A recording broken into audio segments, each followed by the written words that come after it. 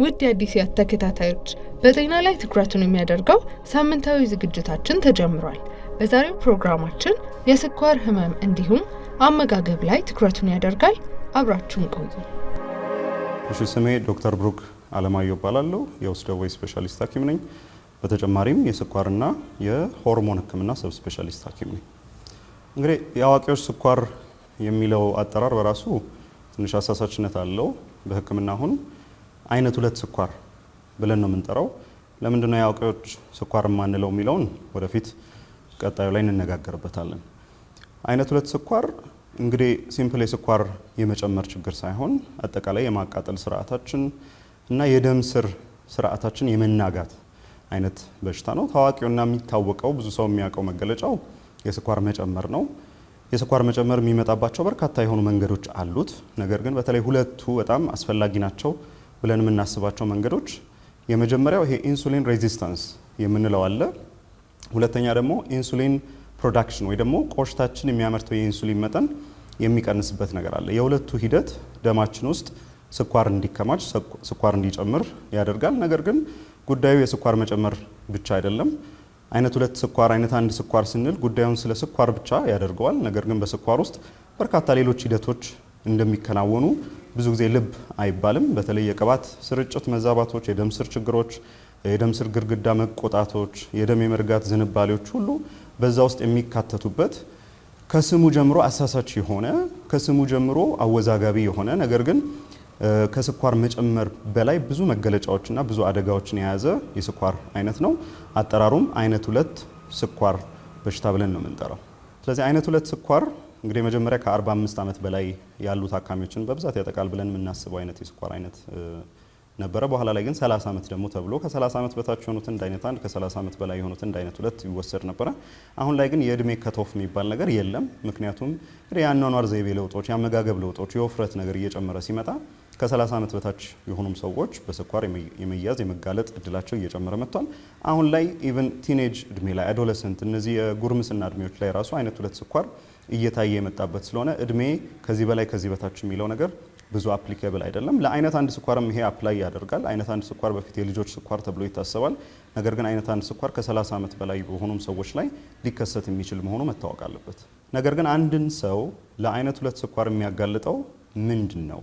ለምንድን ነው አንድ ሰው የአይነት 2 ስኳር የያዘው ሲባል በህክምና በምርምር የምናውቃቸው የተወሰኑ ነገሮች አሉ። ምናልባት እነዚህ ነገሮች ለሁለት ከፍሎ ማየት ይቻላል ብዬ አስባለሁ። አንዱ ነን ሞዲፋየብል የምንላቸው አንድ ሰው መቀየር የማይችላቸው እሱ ላይ የተጫኑበት ነገሮች፣ ለምሳሌ በዘር የሚኖሩ ተጋላጭነቶች። አይነት 2 ስኳር በጣም በዘር የመተላለፍ እድሉ ሰፊ የሆነ ቤተሰብ ውስጥ አንድ ሰው አይነት 2 ስኳር ካለው ሌላውም ሰው የመያዝ እድሉ በጣም ሰፊ የሆነበት፣ ምናልባትም እናት ወይ አባት አይነት 2 ስኳር ካላት ልጅ ላይ እስከ 30-40 በመቶ፣ ሁለቱም ወላጆች ላይ ስኳር ካለ ደግሞ እስከ 70 በመቶ ድረስ ልጆች ተጨማሪ ተጋላጭነት የሚኖራቸው አይነት የስኳር አይነት ነው። መንታዎች ላይ ደግሞ እስከ 80 በመቶ የሆነ እርስ በርስ እኩል የመያዝ እድሎች ያሉበት አይነት በሽታ ነው። ስለዚህ በዘር የመጋለጥ ነገር በጣም ከፍተኛ ነው።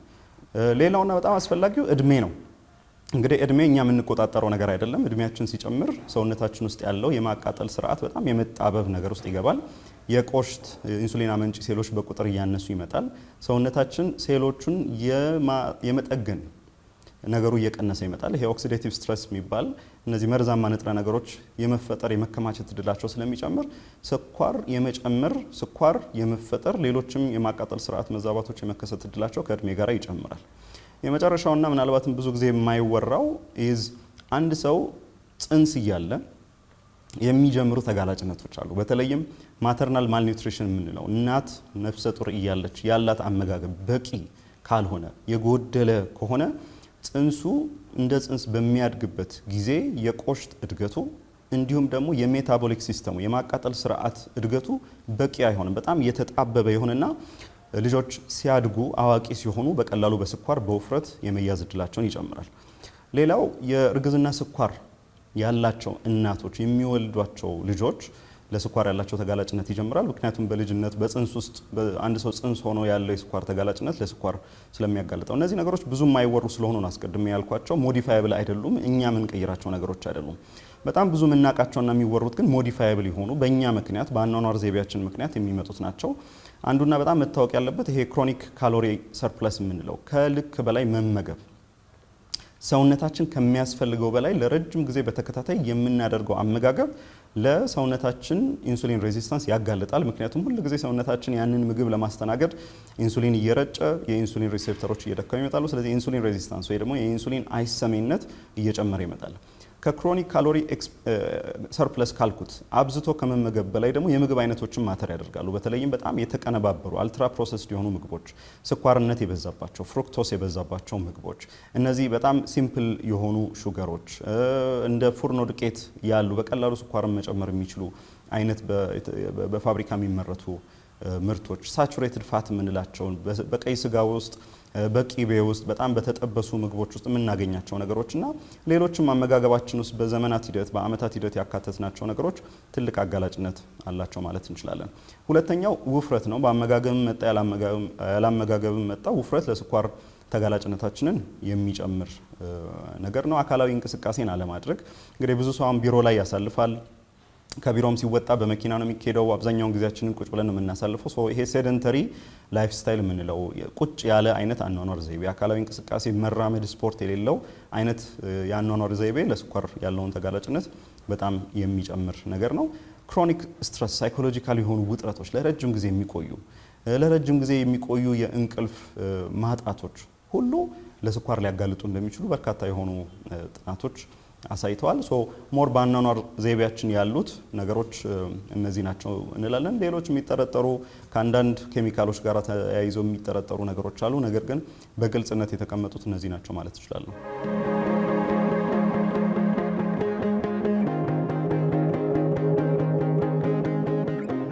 ስኳር ምልክት የለውም ለአብዛኛው ሰው። ስኳር አይነት 2 ስኳር ሳይታወቅ በአማካይ ከ5 እስከ 10 ዓመት ይቆያል ነው የምንለው። ለምንድን ነው የሚቆየው ከተባለ ሰዎች ጉልህ የሆነ ምልክት ስለማይሰማቸው። ለዛም ነው ሰዎች ምልክት ሳይኖራቸው በፊት በጊዜ ይመርመሩ። እድሜያቸው ከ35 ዓመት በላይ የሆኑ ውፍረት ያላቸው፣ በቤተሰብ የስኳር ታሪክ ያላቸው፣ እርግዝና ስኳር የነበራቸውና በርካታ አጋላጭነት ያላቸው ሰዎች ምልክትን ሳይጠብቁ ይመርመሩ የምንለው። እንደነ ካንሰር፣ እንደነ ግፊት፣ እንደነ ልብ ችግር ቀድሞ ይመርመር የምንልበት ትልቁ ምክንያት ምልክቶችን ስለማንጠብቅ ነው። ምልክቶች ብዙ ጊዜ የሚመጡት ወይ ስኳሩ በጣም ከፍተኛ ሲሆን ነው፣ ወይ ደግሞ ስኳሩ ብዙ ዓመታትን አሳልፎ መዘዞችን ማምጣት ከጀመረ በኋላ ነው። ምልክት ግን ከመጣ ለምሳሌ አንድ ስኳር ታካሚ ላይ ምልክቶች ከመጡ ሊመጡ የሚችሉት ምልክቶች ምንድን ናቸው የሚለውን እስቲ እናንሳ። ከምልክት አንጻር እንግዲህ በጣም የተለመደውና ብዙ ሰው የሚያውቀው ይሄ ኦዝሞቲክ ሲምፕተምስ የምንላቸው የውሃ ጥም፣ የሽንት መብዛት፣ አንዳንድ ጊዜ ቶሎ ቶሎ የመራብ ስሜቶች፣ ለሽንት በተደጋጋሚ ሌሊት ላይ የመነሳት ስሜቶች ሊኖሩ ይችላሉ። የክብደት መቀነስ ሊኖር ይችላል። ያልተለመደ አይነት ድካም ሊመጣ ይችላል። ሰውነት ላይ የመለብለብ የማቃጠል ስሜቶች ሊኖሩ ይችላሉ። ጉሮሮ የመድረቅ፣ አፍ የመድረቅ ስሜቶች፣ ሰውነት ላይ በጣም የቆዳ ለውጦች፣ የፀጉር መነጫጨቶች ሊከሰቱ ይችላሉ። እነዚህ በጣም ቬግ ናቸው። ስፔሲፊካሊ ስኳርንም ላይጠቁሙ ይችላሉ። ሰዎችም የሌላ በሽታ መገለጫ አድርገው ሊያስቧቸው የሚችሉ አይነት ችግሮች ናቸው።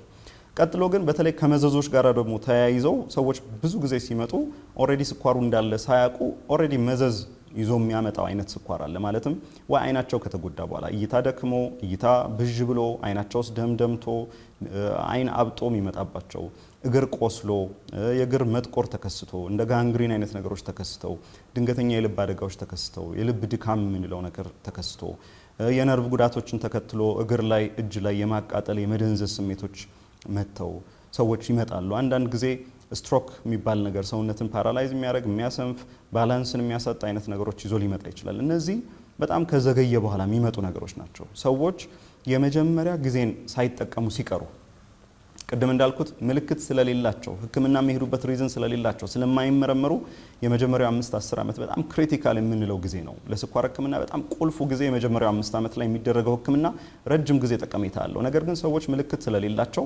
ኖሯቸውም ወይ ደግሞ አውቀውም ደግሞ በተለያየ ምክንያት እየተወዛገቡ ያን ጊዜ ሳይጠቀሙት ሲቀሩ የሚመጡ መዘዞች የምንላቸው እነዚህ አሁን ያልኳቸው ከእግር ጋር፣ ከስትሮክ ጋር፣ ከኩላሊት ጋር፣ ከአይን ጋር የተያያዙት ነገሮች ደግሞ ዘግይተው ሊመጡ ይችላሉ።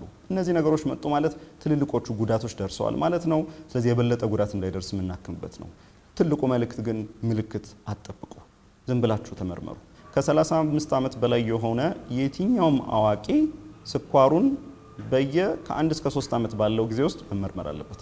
እንዴት ነው የምንመረመረው? ምን አይነት ምርመራ ነው የምናደርገው ሲባል እንግዲህ ስኳርን ለመመርመር ስታንዳርድ የሆኑ 3 አይነት የምርመራ አይነቶች አሉ። ፋስቲንግ ብለድ ግሉኮስ የምንለው በባዶ ሆድ የሚደረግ የስኳር ምርመራ፣ ሁለተኛ ደግሞ ሄሞግሎቢን ኤዋንሲ የምንለው በተለምዶ በአማርኛ የ3 ወር የስኳር ክምችት የምንለው፣ ሶስተኛ ደግሞ ኦጂቲቲ ወይም ደግሞ ኦራል ግሉኮስ ቶለራንስ ቴስት የምንለው 75 ግራም አናሂድረስ ስኳር ከተሰጠ በኋላ የሚደረግ ምርመራ ነው።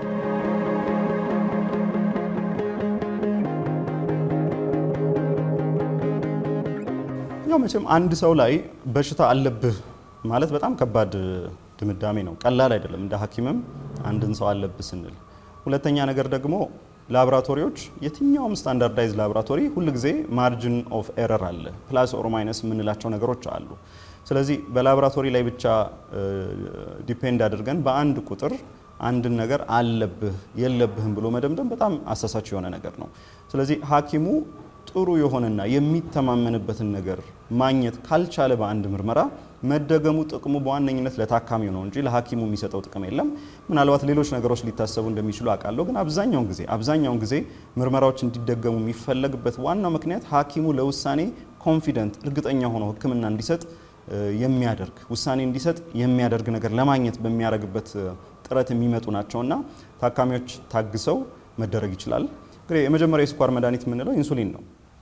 በዓለም ታሪክ 1921 ላይ የተገኘው የመጀመሪያው መድኃኒት ኢንሱሊን ነው። ከኢንሱሊን በፊት የነበረ ስኳር ሁሉም ይታከም የነበረው በምግብ ነው። በተለያዩ አይነት በጣም አስፈሪ በሚመስሉ የአመጋገብ ስታይሎች ነበር። ስታርቬሽን ቴራፒ የሚባሉ ነገሮችን ነበር ሰዎች የሚጠቀሙት። ነገር ግን ከመዘዞች አልወጣንም፣ ታካሚዎች ከችግር አልወጡም።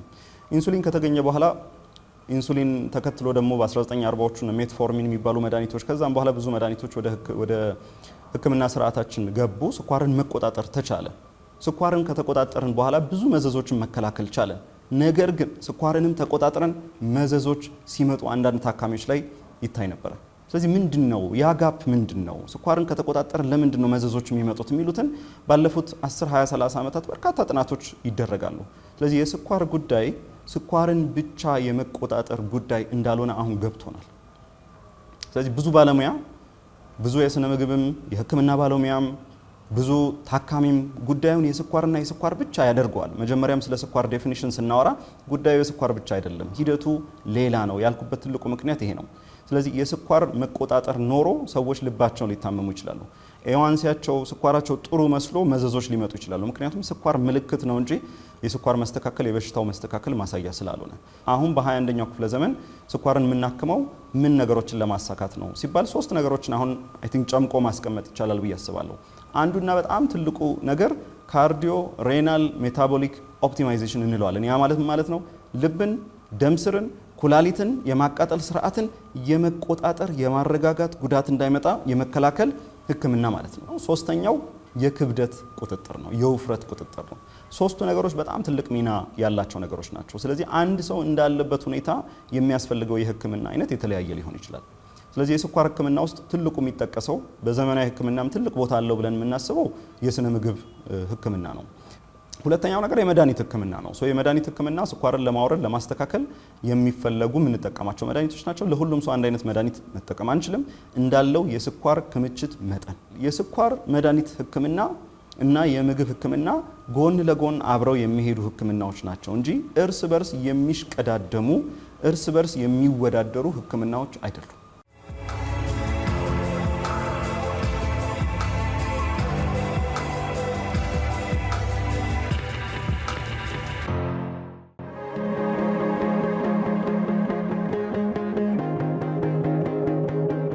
ከነዚህ ውጪ ግን ከስኳር መድኃኒት ውጪ ቅድም እንዳልኩ ጉዳዩ የስኳር ጉዳይ ብቻም ስላልሆነ ለአንዳንድ ታካሚዎች ራሱን የቻሉ ክራይቴሪያዎች አሉት። የኮሌስትሮል መድኃኒቶች በጣም ትልቅ ሚና አላቸው። በተለይ ከ40 ዓመት በላይ የሆኑ የስኳር ታካሚዎች የኮሌስትሮል መድኃኒት መውሰድ አለባቸው። ይሄ በጣም ትልቅ መልእክት ነው። ለምን መሰለ? ብዙ ሰዎች እኔ ምግቤ ውስጥ ቅባት የለም፣ እኔ ኮሌስትሮሌ ደህና ነው ብለው ኮሌስትሮል መድኃኒቶቻቸውን ያቋርጣሉ። ብዙ ግንዛቤ ያላቸው ብለን የምናስባቸው ሰዎች ይህንን አቋርጠው ድንገተኛ የልብ አደጋ ይገጥማቸዋል። ሌሎች ብዙ ደጋፊ መድኃኒቶች፣ የክብደት መድኃኒቶች፣ ውፍረትን ለመቀነስ የሚረዱ መድኃኒቶችን ሁሉ አንዳንድ ጊዜ የስኳር ሕክምና ውስጥ የጉበት ቅባትን ለመቆጣጠር የሚረዱ መድኃኒቶች፣ ለአይን ችግር የሚረዱ መድኃኒቶች በርካታ እንደ መዘዙና እንደ ታካሚ ሁኔታ የምናካታቸው መድኃኒቶችም ሕክምናዎችም እንዳሉ መታወቅ አለበት ብዬ አስባለሁ። የስነ ምግብ ሕክምና ትልቁ ሚና ይሄ በጣም ሊሰመርበት ይገባል። ትልቁ ሚና በሽታ ሳይመጣ በፊት ነው። በሽታ ሳይመጣ በፊት ያለን ሚና አምጥቼ የከረመ ስኳር ያለበት ሰው ላይ አድርጌ ይሄው ቁጥሩን አስተካከልኩልህ ብትለኝ ሂደቱ ፕሮሰሱ ቅድም የጠቀስናቸው ነገሮች በሙሉ ኦሬዲ እየሄዱ ነው ያሉት።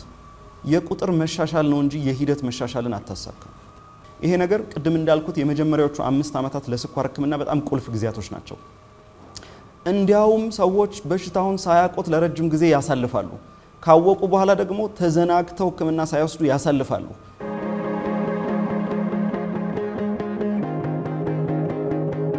እንግዲህ የባህል ህክምና ጉዳይ ኢትዮጵያ ውስጥ ሴንሲቲቭ ጉዳይ ነው። እንግዲህ ኤቪደንስ ቤዝድ ከምንለው ሳይንቲፊክ ፕሮሰስ ጋር በዛ ሂደት ከፈተሽናቸው ብዙ ጥያቄ ልናነሳ ነው። የትኛውም ለአንድ ሰው ልጅ የሚሰጥ መድኃኒት፣ የትኛውም ወደ እኔ ሰውነት የሚገባ መድኃኒት ስትሪክት በሆነ ሂደት ውስጥ ማለፍ መቻል አለበት። በዓለም ላይ ወደ 600 ሚሊዮን የሚሆኑ የስኳር ታካሚዎች አሉ። በዚህ ዘመን የስኳር መድኃኒትን አገኘው ማለት አውቶማቲካሊ ኖቤል ሽልማት የሚያሸልም ነው።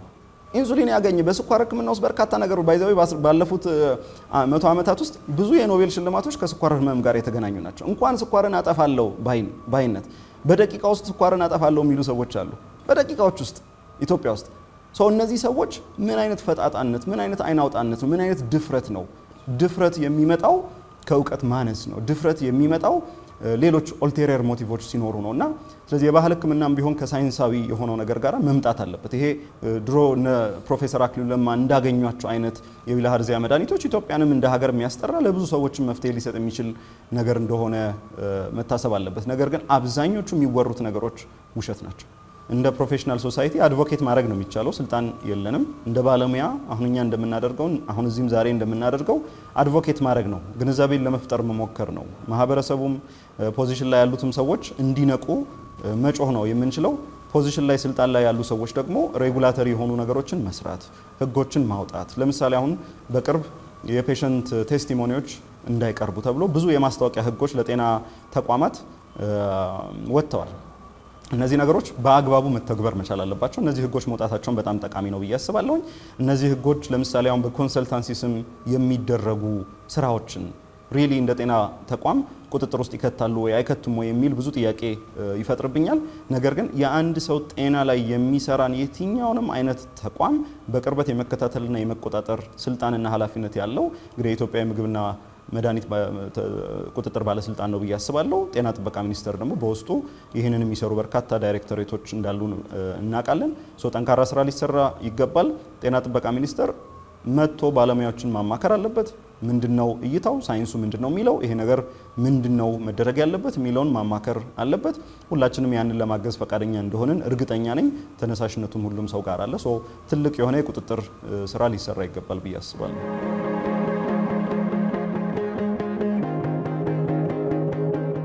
ስኳርን መከላከል ይቻላል ወይ? አዎ ይቻላል። በጣም ጥሩ ዜና ነው። ይህንን ለምን አልክ? መረጃ አለን። ህክምና ሁል ጊዜ በመረጃ ነው። 2002 ላይ የተደረገ አንድ ዳያቤትስ ፕሪቨንሽን ፕሮግራም የሚባል ዲፒፒ የሚባል ከ3000 በላይ ሰዎችን የያዘ አንድ ትልቅ ጥናት አለ። እንደ ሁል ጊዜ እንደመነሻ አድርገን የምንወስደው ጥናት ነው። እነዚህ ሰዎች በሙሉ ቅድመ ስኳር የነበራቸው ሰዎች ናቸው። ጤነኛ ራሱ አይደሉም። ለስኳር በጣም የቀረቡ ሰዎች ናቸው። እነዚህ ሰዎች ላይ የተደረገ ስትራክቸርድ የሆነ የአኗኗር ዘይቤ ለውጥ፣ የአመጋገብ ለውጥ፣ አካላዊ እንቅስቃሴ ለውጦች፣ ሱሶችን ማስወገድ የመሳሰሉ ነገሮችን ያካተተ የአመጋገብና የአኗኗር ዘይቤ ለውጥ ስኳር የመከሰት እድሉን በ58% እንደቀነሰ እናውቃለን። ምግባችንን በጣም ፋይበር ሪች የሆነ በጣም ፋይበር ያለው ፕሮቲን ሪች የሆነ አሁን በአመጋገብ ስርዓት ውስጥ ፕሮቲን ትልቅ ቦታ እየተሰጠው መጥቷል። የካርቦሃይድሬት መጠኑ ደግሞ ያልበዛ፣ ጤናማ ያልሆኑ ቅባቶች ያልበዙበት የአመጋገብ ስርዓትን መከተል ያስፈልጋል ማለት ነው።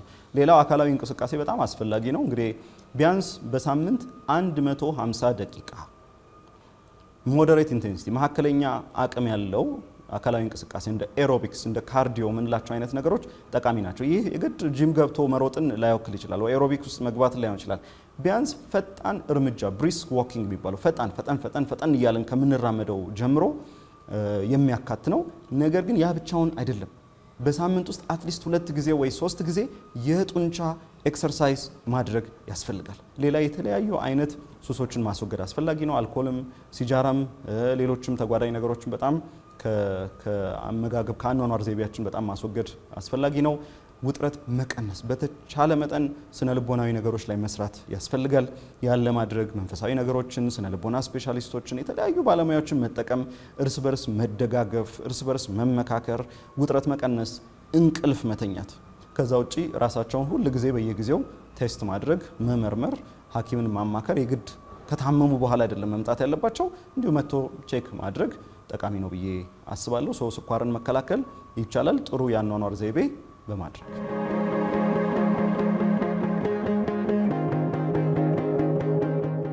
ለማህበረሰቡ ማስተላለፍ የምፈልጋቸው ነጥቦች፣ አሳሳች ነገሮች ብዙ ናቸው። ፕሮባብሊ ሶሻል ሚዲያ ላይ የሚባሉ ነገሮችን በተለይ ከማን ነው ይሄንን ነገር እየሰማሁት ያለሁት? ይሄ ሰው ማን ነው? ለምንድን ነው ይሄንን የሚናገረው? አሁን የፈለገው ሰው የፈለገውን ነገር ተነስቶ መናገር የሚችልበት ጊዜ እንደሆነ መታወቅ አለበት። እንትን ይጠቅማል በተባለ ቁጥር ያንን ነገር ቀቅዬ ወደ ሰውነት ማስገባት የለብኝም። በኮንስፒሬሲ ቲዮሪዎች አትዋጡ። በዚህ በሴራ ትንተናዎች ውስጥ ሐኪሞቹ አውቀው ነው፣ እንትኖቹ አውቀው ነው፣ እንትን ደብቀውን ነው የሚባሉ ብዙ ጊዜ የሚጠቀሟቸው ስልቶች አሉ ሰዎችን ለማሳሳት። እዛ ላይ በጣም እንዳትሸወዱ። ሌላው አንዳንድ ሞደርን የሚመስሉ አገላለጾች አሉ። ሰውነታችሁን በዚህ ዲቶክስ እናድርገው፣ በዚህ ክሊንስ እናደርግላችሁ፣ በዚህ እናጽዳላችሁ የሚባሉ ዘመናዊ የሚመስሉ ነገሮች፣ እግርህን አሽቼ እንትንህን አድናለሁ የሚባልበት በጣም በድፍረት የሚወራበት ጊዜ፣ እነዚህ አይነት ነገሮች በጣም የተሳሳቱ እንደሆኑ፣ በጣም አደገኛ እንደሆኑ ባይዘው ጠቀሜታ ያላቸው ነገሮች አሉ። ለምሳሌ አሁን አንዳንድ ሻዮች ጠቀሜታ እንዳላቸው በጥናት ተረጋግጧል። ነገር ግን ሕክምና እንዲተኩ አይደለም። ከሕክምና ጎን ለጎን በታካሚው የአመጋገብ ስርዓት ውስጥ እንዲካተቱ የሚፈለጉ አይነት የሚጠቅሙ አይነት ሻዮች አሉ። በየቀኑ ኦፒዲዩስ ክሊኒክ ውስጥ ሆስፒታል ውስጥ የምናያቸው ነገሮች ልብን የሚሰብሩ ናቸው። ሰዎች ያለ እድሜያቸው ተጧሪ የሚሆኑበት፣ ሰዎች ያለ እድሜያቸው የሰው እጅ ላይ የሚወድቁበት፣ ሰዎች ያለ እድሜያቸው አይናቸውን የሚያጡበት፣ ኩላሊታቸውን አጥተው በጣም ብዙ ወጣቶች ዳያሊሲስ ላይ የሆኑበት። እኛ ሀገር ውስጥ ፕሮባብሊ 40-50% የሚሆን ኩላሊቱን የሚያጣ ሰው ከስኳር ከግፊት ጋር የተያያዙ ነገሮች ናቸው። እና በጣም መነቃት አለበት ብዬ አስባለሁ። እና በተቻለ መጠን መረጃዎቻችሁን መታችሁ ከሐኪሞቻችሁ ጋር መስማት፣ ከሶሻል ሚዲያ የምታገኟቸው መረጃዎች ደግሞ እነዚህ ሰዎች በጉዳዩ ላይ ምን አይነት ኤክስፐርቲስ እና ስልጠና አላቸው የሚለውን ነገር መስማት፣ ያንን ደግሞ ሄዶ ማጣራት። ባይዘው ጊዜው በጣም ቀላል ነው። ማንበብ ይቻላል፣ ማጥናት ይቻላል፣ መረጃዎችን ክሮስ ቼክ ማድረግ ይቻላል። ወደ ሆነ ነገር ከመገባቱ በፊት ከስሜት ጓደኛ የነገረውን ነገር አሜን ብሎ ከመቀበል ሞር ወደ አጣርቶ ወደ ማድረግ መገባት አለበት ብዬ አስባለሁ። አመሰግናለሁ። በአመጋገብና በስኳር ህመም ዙሪያ ባቀረብንላችሁ ዝግጅት ጠቃሚ የሆነ ግንዛቤን እንዳገኛችሁ እምነታችን ነው። የዛሬውን አበቃን። ሳምንት በሌላ ርዕሰ ጉዳይ እስከምንገናኝ መልካም ሳምንት።